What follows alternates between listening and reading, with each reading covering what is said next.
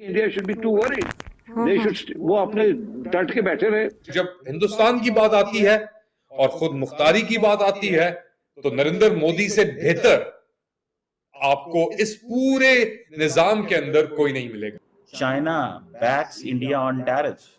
This is unprecedented. Meanwhile India भी अपने card show करता दिखाई दे रहा है कि अजित डोवल फौरन ही मॉस्को के विजिट पर रवाना हो गए। वहां पहुंच के वो कुछ बंद दरवाजों में मीटिंग्स कर रहे हैं। ये अभी ये जितने अमेरिका टैक्सेस लगा लेना, इंडिया जो डट गया है अब इस चीज के ऊपर, इंडिया ही इसके ऊपर आगे आगे निकलेगा। जीत हिंदुस्तान की ही होगी। Prime Minister Narendra Modi received a phone call from the President of Brazil. The President of Brazil wants a joint statement from the BRICS Union of Nations on the Trump tariffs. Brazil के vice president जो हैं वो अक्टूबर में India आ रहे हैं। मगर India की खुद मुख्तारी जो है वो बिल्कुल चाइना की तरह ही है, और ये खुद मुख्तारी का अब जो मेरे ख्याल से बेस्ट रिप्रेजेंटेशन जो दी जा रही है मोदी सरकार की तरफ से, वो ट्रम्प की जो बुलिंग टैक्टिक्स हैं और टैरिफ्स हैं उसका मुकाबला करते हैं। कोई बात मानने के लिए तैयार नहीं है डोनाल्ड ट्रम्प की। पाकिस्तान में डॉलर का बढ़ता हुआ बुहरान। जी हां, पाकिस्तान में डॉलर की कीमत काबू में नहीं आ रही। और फिर ये भी खबरें आ रही हैं कि कुछ चीजें इवन अमेरिका खरीद रहा है। मैं ये समझता हूं कि ये एक टेम्पररी फेज है। जिस दिन यूक्रेन में सेटलमेंट होती है बिटवीन पुतिन एंड ट्रम्प, उस दिन इंडिया से प्रेशर हट जाएगा। जिस तरीके से उसने अपनी खुद मुख्तारी दिखाई है, इकोनॉमिक इंडिपेंडेंस दिखाई है इस पूरे सिलसिले में, मरहले के अंदर, नो डाउट अबाउट इट। नमस्कार साथियों, एक बार फिर हमारे YouTube चैनल में आपका स्वागत है। जैसा कि आपने क्लिप में देखा होगा, अमेरिकी राष्ट्रपति डोनाल्ड ट्रंप ने भारत पर 50% टैरिफ लगाने का ऐलान किया। ट्रंप भले ही ट्रेड डील के लिए भारत पर टैरिफ लगाकर दबाव बनाने की कोशिश कर रहा है, लेकिन उनके अपने ही देश में इस फैसले को समर्थन नहीं मिल रहा है। अमेरिकी मैनेट ट्रंप के फैसले की आलोचना कर रहा है और इससे भारत और अमेरिका का रिश्ता के संबंधों में दरार आ जाएगी। इसमें पाकिस्तान मीडिया के क्या रिएक्शन है, हम इस वीडियो में देखेंगे। अगर आपको वीडियो अच्छा लगे लाइक सब्सक्राइब जरूर करें, वीडियो अंत तक जरूर देखें। जय हिंद, वंदे मातरम, भारत माता की जय। अमेरिका कोशिश कर रहा था कि आप हमें डायरेक्ट एक्सेस दें, खुली एक्सेस आप हमें दें इस पूरी चीज के अंदर, कि हम आके आपको आपकी मार्केट के अंदर भी एंटर करें, आपकी एग्रीकल्चर सेक्टर के अंदर भी एंटर करें। मगर इंडिया ने अपने आप को उस तरीके से बचा के रखा और कहा कि हम आपको एडिशनल ये ड्यूटीज और टैक्सेस की इजाजत नहीं दे सकते। तो इसके बाद अब क्या होगा, जो भी आप बात कर लें, एक बात वाज़ेह है, नरेंद्र मोदी जैसा भी दुनिया के अंदर अपना पाकिस्तान जैसा समझे या और दीगर ममालिक कैसे समझें, आप इल्जाम लगा दें नरेंद्र मोदी के ऊपर, यार उसने ये किया नहीं किया, मगर जब हिंदुस्तान की बात आती है और खुद मुख्तारी की बात आती है तो नरेंद्र मोदी से बेहतर आपको इस पूरे निजाम के अंदर कोई नहीं मिलेगा। चले सही है, इंडिया की इकोनॉमी चाइना की जितनी बड़ी नहीं है, मगर इंडिया की खुद मुख्तारी जो है वो बिल्कुल चाइना की तरह ही है, और ये खुद मुख्तारी का अब जो मेरे ख्याल से बेस्ट रिप्रेजेंटेशन जो दी जा रही है मोदी सरकार की तरफ से, वो ट्रम्प की जो बुलिंग टैक्टिक्स हैं और टैरिफ्स हैं उसका मुकाबला करते हुए। और मैं एक और बात बता दूं आपको, ये अभी ये जितने अमेरिका टैक्सेस लगा लेना, इंडिया जो डट गया है अब इस चीज के ऊपर, इंडिया ही इसके ऊपर आगे आगे निकलेगा। जीत हिंदुस्तान की ही होगी इस पूरी कश्मकश के अंदर, क्योंकि इंडिया की जो मार्केट है, आप 1.5 अरब लोगों की मार्केट है, उसको अमेरिका इतनी आसानी से हिला नहीं सकता, गिरा नहीं सकता। हाँ सही है, अमेरिकन कंपनीज हैं, उनको एक्सेस भी चाहिए, मगर हिंदुस्तान जो कर रहा है अभी, जिस तरीके से उसने अपनी खुद मुख्तारी दिखाई है, इकोनॉमिक इंडिपेंडेंस दिखाई है इस पूरे सिलसिले में, मरहले के अंदर, नो डाउट अबाउट इट। तो मैं ये सोच रहा था कि चाइना के बारे में क्या करेंगे फिर वो, क्योंकि चाइना सबसे बड़ा खरीदार है रशियन पेट्रोलियम का, क्रूड ऑयल का। तो उनका जो है वो 60 अरब का तकरीबन वो खरीदते हैं, 60 अरब से भी ज्यादा का क्रूड ऑयल रशिया से। और इंडिया जो खरीदता है वो कोई 48 बिलियन डॉलर्स का है, और ईयू जो है यूरोपियन यूनियन वो 10 अरब 10 बिलियन डॉलर्स का खरीदते हैं। तो क्या फिर रशिया चाइना पे भी उसी तरह से वो रिएक्ट करेंगे, ईयू पे भी उसी तरह करेंगे? और फिर ये भी खबरें आ रही हैं कि कुछ चीजें इवन अमेरिका खरीद रहा है, जो इंडिया की जो स्टेटमेंट थी 2 दिन पहले की। तो प्रेसिडेंट से जब पूछा गया, प्रेसिडेंट ट्रंप से, तो उसने कहा मुझे नहीं पता कि हम ये चीजें यूरेनियम और ये ले रहे हैं रशिया से। तो इसका मतलब यह है कि he has not done his homework properly. तो और चूंकि उनकी तबीयत ऐसी है डिक्टेटोरियल, तो शायद उनका स्टाफ भी जरूरत नहीं करता उनको समझाने की, उनको करेक्ट करने की। तो डेमोक्रेटिकली इलेक्टेड लीडर्स का तो ये फायदा होता है कि वो अपने स्टाफ की बात सुनते हैं, they like to be properly brief.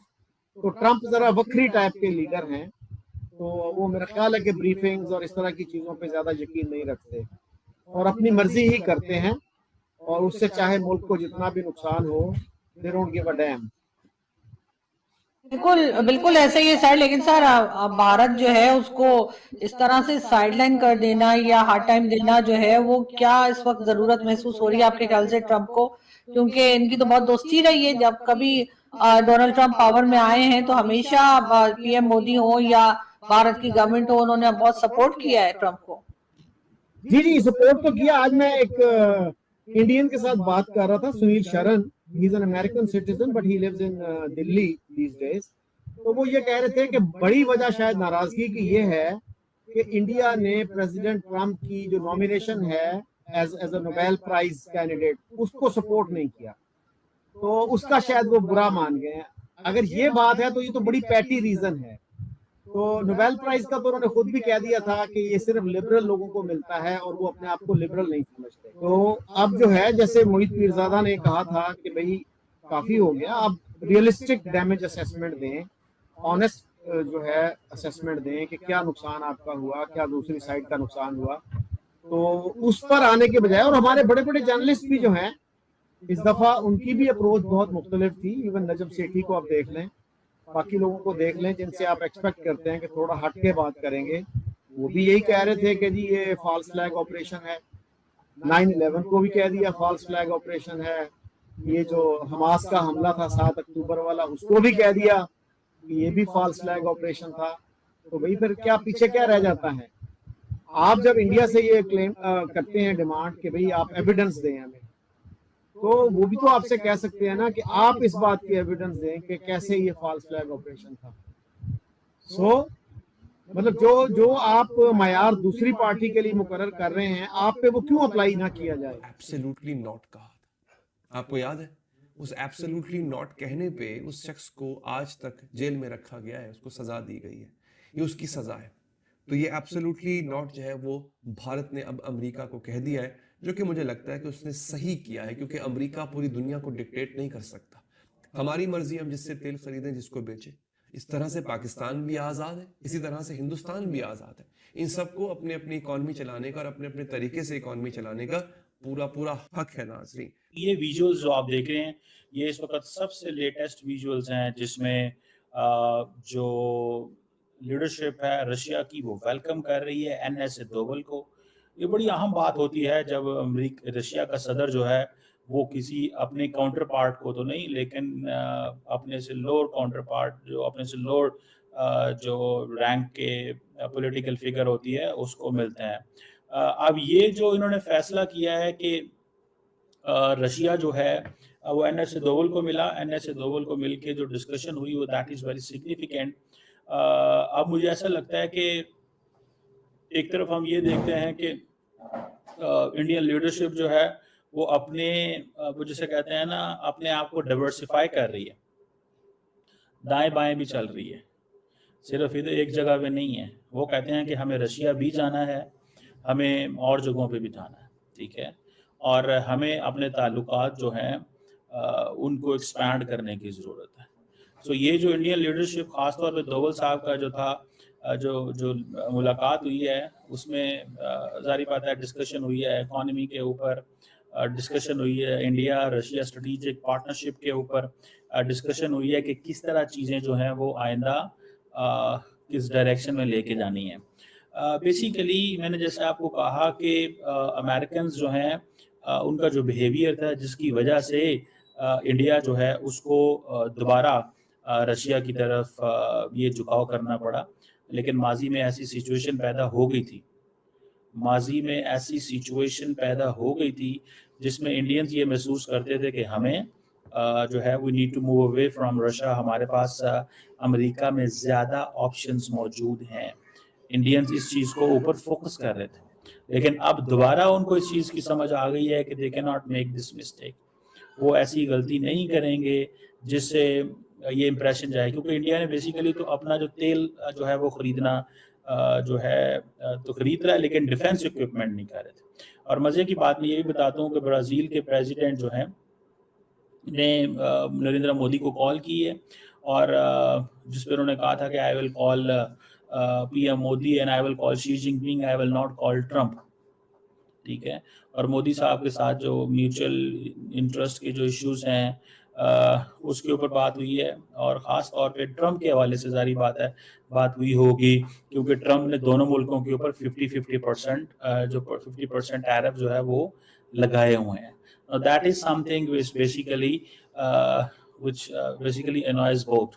आज जैसे वो कहते हैं ना, जो चीज़ इम्पोर्टेंट है मैं उसको ये ज़ाती तौर पे समझता हूँ, वो ये है कि इंडिया क्या डील साइन करेगा या नहीं करेगा। मुझे नहीं लगता इंडिया डील साइन करेगा, कि जो डील है वो एमिनेंट है। इंडिया और अमेरिका की जो डील है दैट इज एमिनेंट, ये ट्रम्प ने बात की थी। ठीक है, इसको लेके शायद दे माइट हैव अंडरस्टूड कि नहीं, हमें थोड़ा सा आगे की तरफ सोचना चाहिए और इस चीज़ को महसूस कर लेना चाहिए कि शायद अब चीज़ें जो हैं वो डील एक प्रॉपर हो जाएगी। That is one thing. बहरहाल मैं जिस चीज़ को फोरकास्ट कर सकता हूँ कि मोदी साहब जो है वो अमेरिका के मुकाबले में जो अपना नैरेटिव लेके आए हैं उसमें the Indian people will stand with Modi. और दूसरा, बहुत जल्दी, अभी बड़े स्लो स्टेप ले रहा था इंडिया। फ्रैंकली स्पीकिंग, इंडिया बहुत स्लो स्टेप ले रहा था to move away from the leadership of Israel. तो हुआ ये है कि, और बड़े स्लो स्टेप ले रहा था टूवर्ड्स चाइना, और दोनों में वो खैर कामयाब हो गया। अभी जो प्रेसिडेंट लूला का फोन आया वो किस चीज़ के लिए, वो जियो पॉलिटिक्स का था। लेकिन मैंने आपको बताया था कि ब्राज़ील और चाइना, इंडिया की ट्रेड $13 अरब है, इंडिया और अमेरिका की ट्रेड तकरीबन $200 अरब है।